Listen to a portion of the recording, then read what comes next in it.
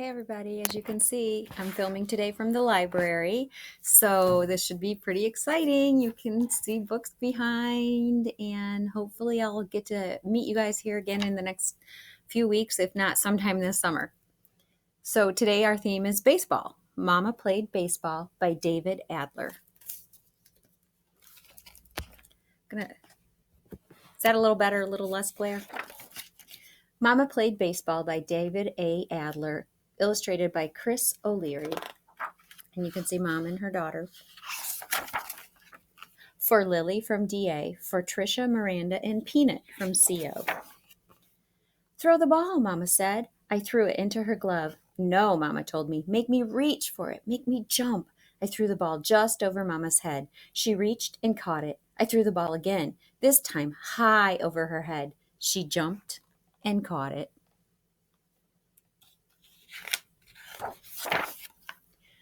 We played a long time. Then we sat on the steps. Mama held my hand. She looked at me and said, I need a job. While Dad's away, I need to work. It was wartime. Dad was in the army fighting for our country. Mama said, I need your help practicing baseball because I hope to get a job playing in the women's league. What kind of job is that? I wondered. Before the war, Dad drove a truck for a milk company. Each morning, he brought milk from the farms to a plant where it was poured into bottles. That's a job, I thought. Baseball is just a game. That night at Sunday dinner, Grandpa told me, I fought in the last war. He showed me his medal. Grandma said, you told Amy last night about the war in your medal. Well, I did fight and I did win a medal, Grandpa said. He pointed to an old picture. He'd shown me that last night, too. After dinner, we listened to news of the war on the radio. Then we listened to the Jack Benny show, Dad's favorite. I wondered if Dad was listening, too. The next morning, we went in Grandpa's car to a large baseball stadium. Grandma, Grandpa, and I sat in the stands. Mama went onto the field. There were a lot of women there. They stood in a line. A man with a bat hit a ball to them. If a woman missed the ball, the man said, thank you, and pointed to a gate at the side of the field. That woman didn't make the team. The man finally hit the ball over Mama's head, just like I threw it to her when we practiced. Mama reached for the ball and caught it. Then she went to the back of the line. Each time it was Mama's turn, she caught the ball. When the man pitched to the women who were left, Mama swung twice and missed. Then she hit the ball on the ground, right back to the man. It wasn't a good hit. I was afraid the man would say thank you and point to the gate, but he didn't. He told Mama to come back the next day. Yay, Mama! 2 days later, Mama showed us her uniform. It was a pretty skirt, a shirt with a fancy patch, long socks, a baseball hat, and shoes. If Mama has a uniform, I thought, she must be on the team. That night, we had a party to celebrate Mama's new job.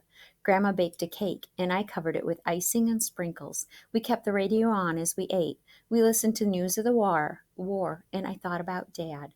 At bedtime, Mama told me she hoped the war would end soon, so Dad would come home. I hope so, too. The next week, Grandma and Grandpa took me to one of Mama's games. Her team was in the field. The ball was hit high over Mama's head. She jumped and reached up. I jumped and reached up too. Mama caught the ball! When it was Mama's turn to hit, I stood. The pitcher threw the ball and Mama swung her bat. I swung too and hit Grandpa's bag of peanuts. Peanuts flew everywhere. When I looked back on the field, Mama was standing on second base. She had hit a double, and Grandpa had changed his seat. Amy moves around too much, he whispered to Grandma. Amy is playing baseball along with her Mama, Grandma told him. When the game was over, I ran to Mama. We won, I shouted. Mama hugged and kissed me. We were so happy. Grandma, Grandpa, and I went to lots of Mama's games, but only ones that were nearby. Mama traveled with her team by bus to faraway games. I stayed home and drew pictures. I love to draw. After each game, people crowded around Mama. They asked her to sign pieces of paper and baseballs. One day, when we got home, I asked Mama to sign a baseball for me. You don't need my autograph, she said. Oh, yes, I do, I told her. I want it because you're a great baseball player and because you're my mother.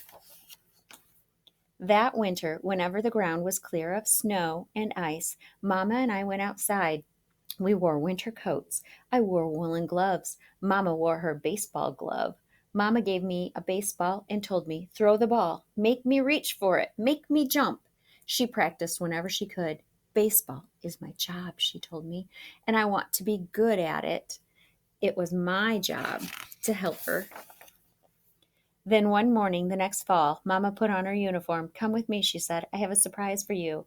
Aren't Grandma and Grandpa coming to the game? No, Mama said, just you and me, and we're going to the bus station.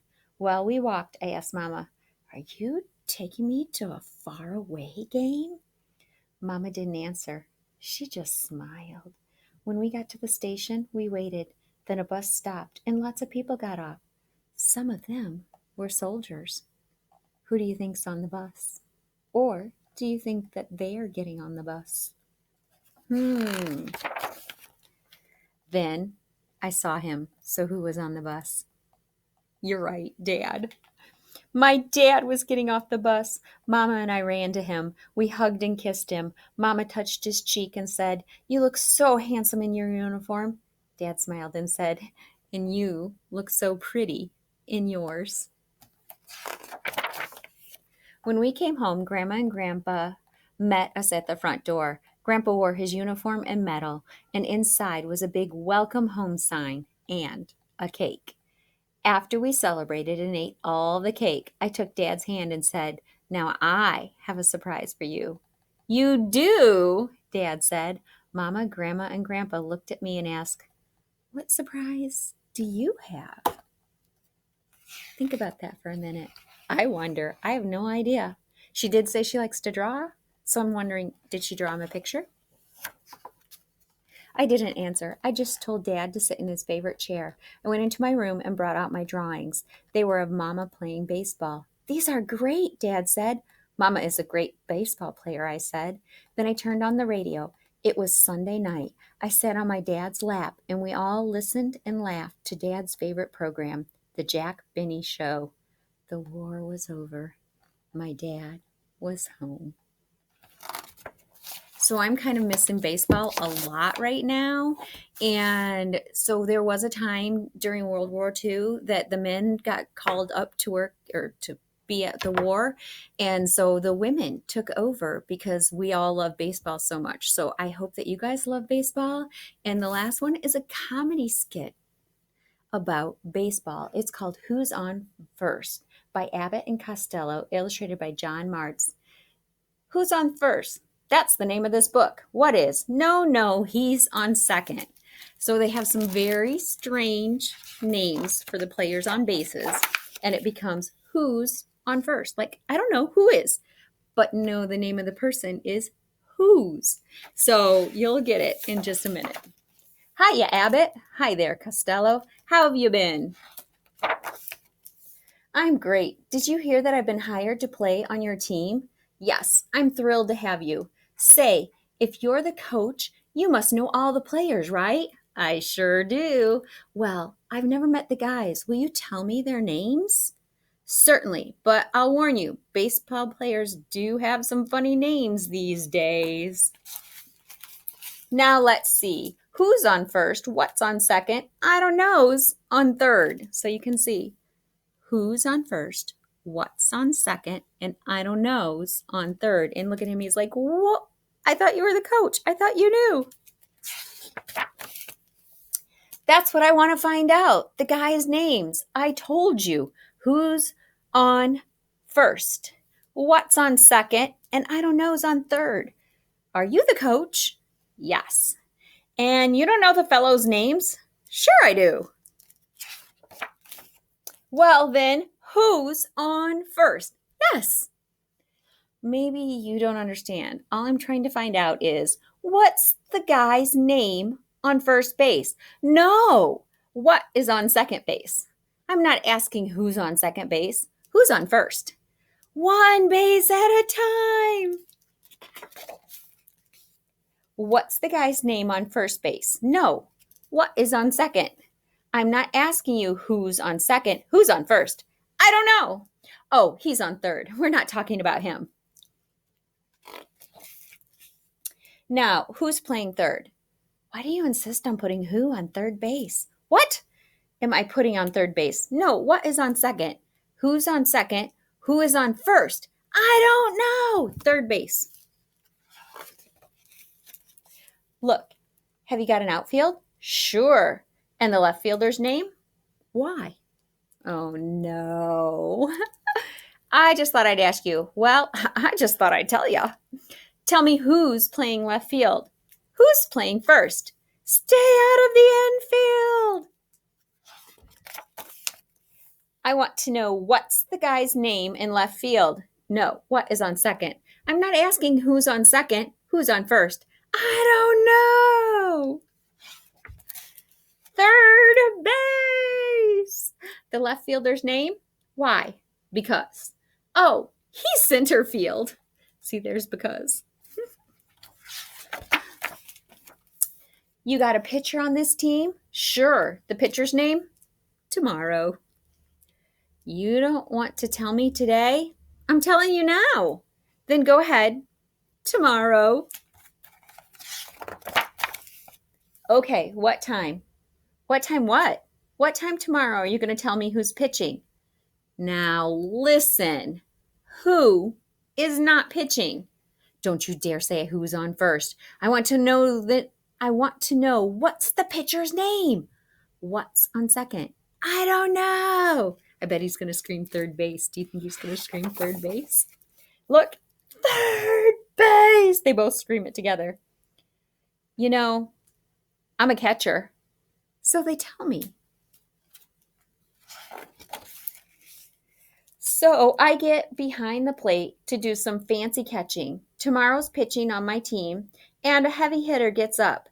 Now the heavy hitter bunts the ball.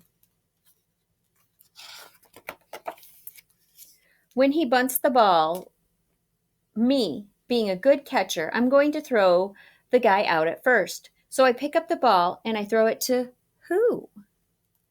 Now that's the first thing you've said right.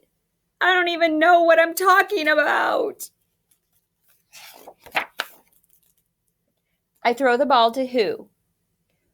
Whoever it is drops the ball and the guy runs to second. Who picks up the ball and throws it to what? What throws it to? I don't know. I don't know throws it back to tomorrow. Triple play! Another guy gets up and hits a long fly ball to because. Why? I don't know. He's on third, and I don't give a hoot. What? I said, I don't give a hoot. Is he getting frustrated? Oh, that's our shortstop. So this is just telling you the history of back. You heard in the last book that they listened to the radio. They didn't have TVs like you and I do, so they listened to the radio for their stories. And this was a comedy sketch that was done on the radio by Abbott and Costello. And I wanted to tell you too that, we live really close to Sycamore. There is a lady that lives in Sycamore that's still alive, and she actually played on the baseball team when the women played. And an author was just writing a book about her about 2 or 3 years ago, all about the whole baseball thing. Her name is Michelle Houts. She writes chapter books, and I'm not sure if this one was for adults or if it was for kids. She does both. So anyway, the craft today, I'm going to set out at the library. If you don't walk down to the library, here's what I think you should do. I think you should get a paper plate, because it's a circle. In what shape is a baseball? It's a circle. And then you could draw two red arcs going in the middle. And then you could draw some like stitching going across, and you could have a baseball. If you can walk down to the library and get the craft, I will have it here for you. And anyway, have a great week. I miss all of you guys. And I hope you take care of yourself so that we can all see each other soon. Bye.